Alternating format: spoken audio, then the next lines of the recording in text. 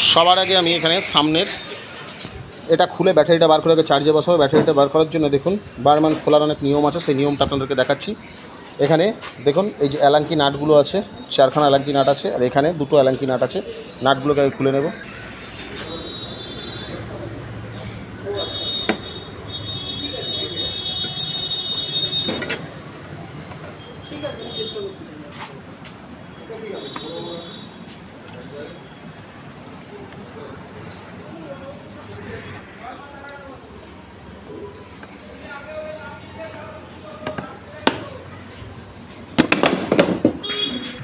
তো দেখুন দুপাশের নাট আমি খুলে নিয়েছি। খুলে নেওয়ার পর এটা খোলার নিয়ম দেখুন, এটাকে এইখানে ধরে নিচের দিকে টানলে এইভাবে খুলে যাবে।